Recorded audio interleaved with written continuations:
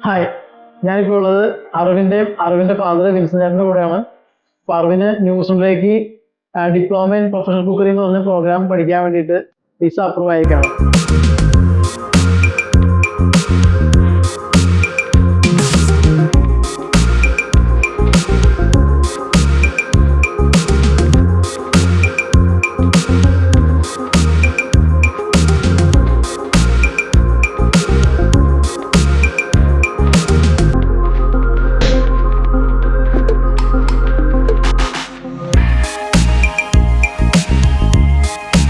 Congrats Arvin ചേട്ടാ. അപ്പൊ നമുക്ക് കുറച്ച് ക്വസ്റ്റ്യൻസ് ഒക്കെ അറിവിന്റെ അടുത്തും ഫാദറിന്റെ അടുത്തും ചോദിക്കാം. അതായത് ഈ തുടക്കം തൊട്ടുള്ള എക്സ്പീരിയൻസസ്, ഹാപ്പി മൂമെന്റ്സ്, അതിനുശേഷമുള്ള പ്ലാൻസും കാര്യങ്ങളൊക്കെ നമുക്ക് ജസ്റ്റ് ഒന്ന് ചോദിച്ചറിയാം. കുറച്ച് ക്വസ്റ്റ്യൻ ചോദിക്കട്ടെ. അറിവിൻ എവിടെന്നാ, നാട്ടിലെവിടെ വീട്? കോതമംഗലാണ്. ന്യൂസിലൻഡിൽ പോയി പഠിക്കാൻ പോകുന്ന പ്രോഗ്രാം ഏതാണ്? ന്യൂസിലൻഡിൽ പോയിട്ട് ഡിപ്ലോമ ഇൻ പ്രൊഫഷണൽ കുക്കറി എന്ന് പറഞ്ഞ കോഴ്സ് പഠിക്കാനാണ് പോകുന്നത്. ഈ ഒരു കോഴ്സ് എടുക്കാൻ വേണ്ടിയിട്ട് എന്തായിരുന്നു ഒരു മോട്ടിവേഷൻ ഉണ്ടായത്? ശരിക്കും നേരത്തെ തൊട്ട് ഫാമിലിക്ക് ഒരു റെസ്റ്റോറന്റ് ഉണ്ടായിരുന്നു. സോ അതൊന്ന് വീണ്ടും റീക്രിയേറ്റ് ചെയ്യാന്നുള്ള ഒരു മൈൻഡ് തോന്നി. അതുകൊണ്ട് എടുത്ത്. അപ്പൊ ഏത് കോളേജിലേക്കാണ്? സ്കിൽ ഇൻസ്റ്റിറ്റ്യൂട്ട്, ഓക്ലൻഡ് ബേസ്ഡ് ആയിട്ട് കോളേജല്ലേ? ഫീസും കാര്യങ്ങളൊക്കെ എങ്ങനെയാണ് കോളേജിൽ വരുന്നത്? 19 lakhs ആണ് മൊത്തം കോഴ്സ് ഫീസ് വരുന്നത്. ഓക്കെ, വിൻസെന്റ് ചേട്ടാ എന്താ ജോലി ചെയ്യുന്നത്? ഞാൻ ബേസിക്കലി ലോക്കൽ സെൽഫ് ഗവൺമെന്റ് ഡിപ്പാർട്ട്മെന്റില് ക്ലീൻ സിറ്റി മാനേജറായിട്ട് ജോലി ചെയ്യും. ക്ലീൻ സിറ്റി മാനേജറാണ്. അപ്പോ മോന് ന്യൂസിലൻഡിൽ പോയി പഠിക്കണമെന്ന് ഒരു ആഗ്രഹം ചേട്ടൻ പറഞ്ഞപ്പോ എന്തായിരുന്നു ചേട്ടൻ ആദ്യം തന്നെ ചിന്തിച്ചേ? ബേസിക്കലി ഞാൻ ആദ്യം ആ കോഴ്സിനെ കുറിച്ചുള്ള കാര്യം അന്വേഷിച്ചു. പുള്ളി ആദ്യം ഒരു ഡിഗ്രി കോഴ്സ് ചെയ്തത് ലോജിസ്റ്റിക്സ് സപ്ലൈ ചെയിൻ മാനേജ്മെന്റ് എന്നുള്ള ഒരു കോഴ്സായിരുന്നു. അപ്പോൾ മോറോവർ പിന്നെ ഞാൻ എൻ്റെ ചേട്ടന്റെ മകൾ അവിടെ ഉണ്ട്, അവരായിട്ട് ഡിസ്കസ് ചെയ്തു. അപ്പൊ ഡിസ്കസ് ചെയ്ത് കോഴ്സ് സെലക്ഷന് വേണ്ടിയിട്ട് അവരുടെ ഭാഗത്തു നിന്നുള്ള ഒരു ഹെൽപ്പ് ഞാൻ എടുത്തിരുന്നു. അപ്പൊ പിന്നീട് സംസാരിച്ച് കഴിഞ്ഞപ്പോൾ നമുക്ക് ബേസിക്കലി എന്റെ ഫാദറിന്റെ ഫാമിലി ആണെങ്കിലും മദറിന്റെ ഫാമിലിയിലും ഈ ഹോട്ടൽ റിലേറ്റഡ് ബിസിനസ് ഉണ്ടായിരുന്നു കോതമംഗലത്ത്. അപ്പോൾ ഇവന് അങ്ങനെ ഒരു ആഗ്രഹം പറഞ്ഞു കഴിഞ്ഞപ്പോൾ ഇത് രണ്ടും കൂടെ ലിങ്ക് ചെയ്ത ഇന്റർനാഷണൽ ആ ഒരു അഫോർഡബിൾ പ്രൈസിൽ നമുക്കിത് നമ്മുടെ നാട്ടിൽ അത്തരത്തിലുള്ള ഫുഡ് കാര്യങ്ങളൊക്കെ കിട്ടുന്നതിന് വേണ്ടിയിട്ടുള്ള ഒരു റീലോഞ്ച് ചെയ്ത രീതിയിലുള്ള ഒരു ആഗ്രഹം പറഞ്ഞു. അപ്പൊ അങ്ങനെ അതിനെ ബേസ് ചെയ്തിട്ടാണ് എന്നാ പിന്നെ ഈ ഒരു വഴിയിലേക്ക് നോക്കാം എന്നുള്ള ഇതിലേക്ക് പോയി.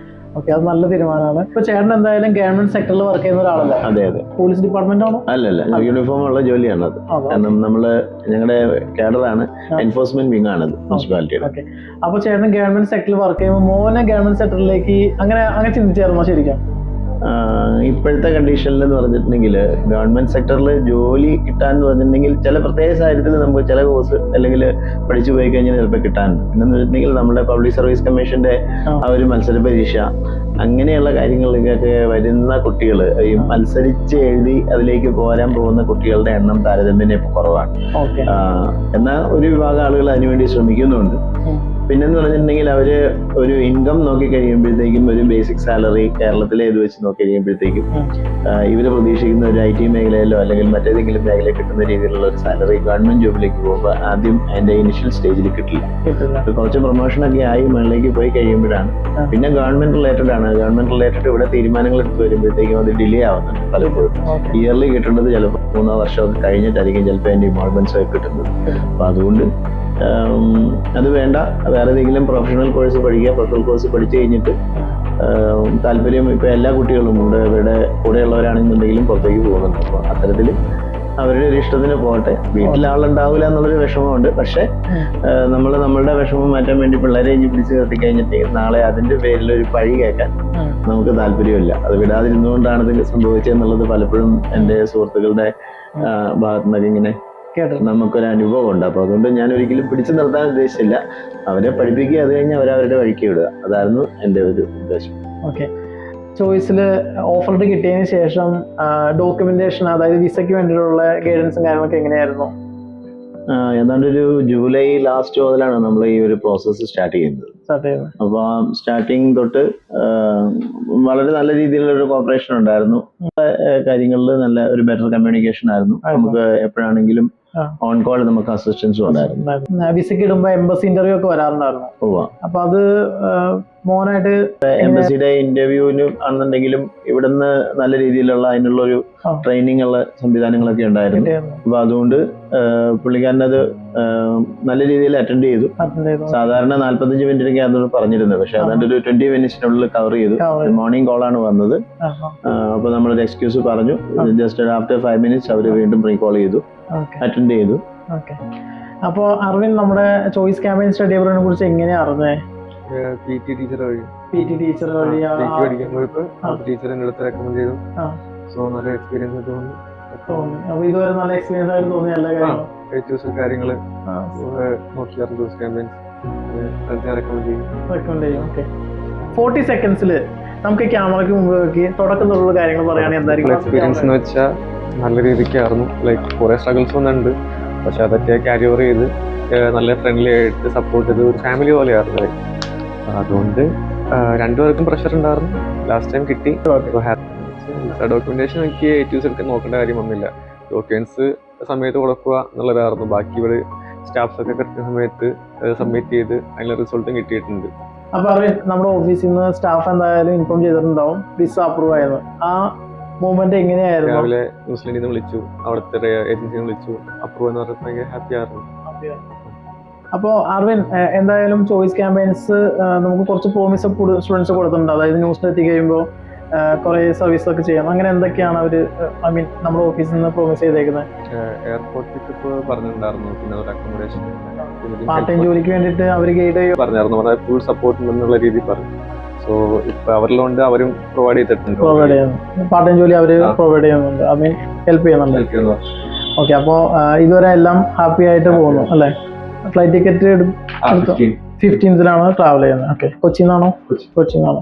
അർവിൻ, എവിടെ ന്യൂസിലല്ലാണ്ട് ഒത്തിരി വേറെ കൺട്രികളൊക്കെ പോകാൻ പറ്റില്ല. ഓസ്ട്രേലിയ ഉണ്ട്, കാനഡ ഉണ്ട്, UK ഉണ്ട്. അപ്പൊ അതൊന്നും ആ ഒരു കൺട്രികൾ നോക്കാൻ ന്യൂസിൽ എന്തുകൊണ്ടാണ് മോൻ ചൂസ് ചെയ്യാൻ റീസൺ ഉണ്ടായത്? അത് മോനേക്കാൾ ഉപരി ഞങ്ങളുടെ ഒരു സേഫ് സൈഡാന്ന് പറയാം. കാരണം എൻ്റെ ചേട്ടന്റെ മകളാണ്, ഞാൻ എടുത്തു വളർത്തിയ കുട്ടിയാണ് അവിടെ ഉള്ളത്. അപ്പോ കല്യാണം കഴിച്ചേക്കുന്ന പയ്യനകത്താണെങ്കിലും നമുക്ക് അത്തരത്തിലുള്ള നല്ലൊരു ബന്ധമുണ്ട്. അപ്പൊ അവര് തന്നെ ഇങ്ങോട്ടൊരു ഇത് പറയാതെ അവൻ ഇവിടെ വന്ന് നിന്ന് പഠിച്ചോട്ടെ, ഞങ്ങൾക്കൊരു കൂട്ടായി. അതുപോലെ തന്നെ അവൻ സേഫ് ആയിട്ട് ഇവിടെ നിന്ന് പഠിക്കുന്നത് അവൻ വീട്ടിൽ നിന്ന് പഠിക്കുന്നത് പോലെ തന്നെ ഇവിടെ വന്ന് പഠിച്ചോളും. അത് കഴിഞ്ഞിട്ട് അത് അവനവന്റെ വഴിയും കാര്യങ്ങളും നോക്കട്ടെ എന്നുള്ള രീതിയിൽ എനിക്കൊരു നല്ല ഒരു കെയറിങ്ങിന്, മനസ്സമാധാനത്തോടെ നമുക്ക് കൂടി ഇരിക്കാൻ, എന്റെ അടുത്തില്ലെങ്കിലും എനിക്ക് മനസ്സമാധാനത്തോടെ ഇരിക്കാനുള്ള ഒരു ഗ്യാരണ്ടി കിട്ടി. അപ്പൊ അതുകൊണ്ടാണ് അങ്ങനെ ഒരു ഇതിലേക്ക് പറയുന്നത്. ഇപ്പൊ ചേട്ടൻ ഗവൺമെന്റ് സെക്ടറിൽ വർക്ക് ചെയ്യുമ്പോൾ ചേട്ടൻ ഒത്തിരി ഏജൻസികളൊക്കെ ചിലപ്പോൾ കേട്ടിട്ടുണ്ടാവും. അതായത് സ്റ്റഡി അബ്രോഡ് ചെയ്യുന്ന ഏജൻസികൾ. അപ്പോൾ ആ ഏജൻസികളൊന്നും നോക്കാണ്ട് നമ്മൾ ചോയ്സ് ക്യാമ്പയിൻസിലേക്ക് വരാനാണ് എന്തായിരുന്നു കൂടുതൽ മോട്ടിവേഷൻ? അത് മകനെ PT പഠിപ്പിച്ച ടീച്ചറാണ്, ടീച്ചർ വഴിയാണ് അറിയുന്നത്. അപ്പോൾ അവർ ഓൾറെഡി കയറിപ്പോയി. അപ്പോൾ ആ കയറിപ്പോയതിന് ശേഷം പിന്നെ ഇത് പാസ്സായി കഴിഞ്ഞതിന് ശേഷം, PT പാസ്സായതിനു ശേഷം ആ ഇൻസ്റ്റിറ്റ്യൂട്ടിൽ ആദ്യം അവിടെ ഇത് പഠിപ്പിക്കാൻ വേണ്ടി വിളിച്ചിരുന്നവന്. അപ്പൊ അതിനുശേഷം ഈ ടീച്ചറും ഇവനുമായിട്ടും തമ്മിൽ ഒരു നല്ലൊരു ബന്ധം ഉണ്ടായിരുന്നു. അപ്പൊ ആ പോയിന്റ് ആ ഒരു ഫ്ലോയും കാര്യങ്ങളും ചെയ്തു കൊടുത്ത കാര്യങ്ങളെ കുറിച്ച് ആ ഒരു കാര്യങ്ങൾ അറിഞ്ഞതിന് ശേഷം നമ്മുടെ ഏജൻസി വഴി തന്നെ ഇവന്റെ ഒരു പ്രോസസ്സിങ് ആരംഭിക്കുന്ന സമയത്ത് ഫസ്റ്റ് ഓഫ് ഓൾ ഇവൻ തന്നെ പ്രിഫർ ചെയ്യായിരുന്നു. കാരണം ഡയറക്റ്റ് ചെയ്യാന്നും പറഞ്ഞ് ആദ്യം വരുന്നത് ഏജൻസിയെ കുറിച്ച് കൂടുതൽ അറിഞ്ഞു കഴിഞ്ഞപ്പോൾ ഈ ഏജൻസി വഴി തന്നെ ചെയ്യാന്നുള്ളൊരു തീരുമാനത്തിലേക്ക് വരുമായിരുന്നു. അതിന് മുമ്പ് ഏതെങ്കിലുമൊക്കെ സ്റ്റഡി അബ്രോഡ് ഏജൻസിനെ കണക്ട് ചെയ്തായിരുന്നോ? ഇല്ല, ഏജൻസി ആയിട്ട് കണക്ട് ചെയ്തില്ല. ഡയറക്റ്റ് അവരെ പിള്ളേരുള്ളത് കൊണ്ട് അവര് ഡയറക്റ്റ് ചെയ്യാം എന്നുള്ളൊരു ഇതാ പറഞ്ഞിരുന്നത്. അപ്പൊ പിന്നെ നമുക്ക് അവരുടെ തിരക്ക്, അതുകൂടാതെ നമുക്കൊരു എഫക്റ്റീവ് കമ്മ്യൂണിക്കേഷൻ വേണമെന്നുണ്ടെങ്കിൽ ഇവിടെ എവിടെയെങ്കിലും ചെയ്തെങ്കിലേ പറ്റുള്ളൂ. നല്ലൊരു ഏജൻസി ഉണ്ടെന്ന് ടീച്ചറുടെ ഭാഗത്തുനിന്ന് അങ്ങനെ വന്നു കഴിഞ്ഞപ്പോൾ നമ്മൾ അതിലേക്ക് തിരികെ.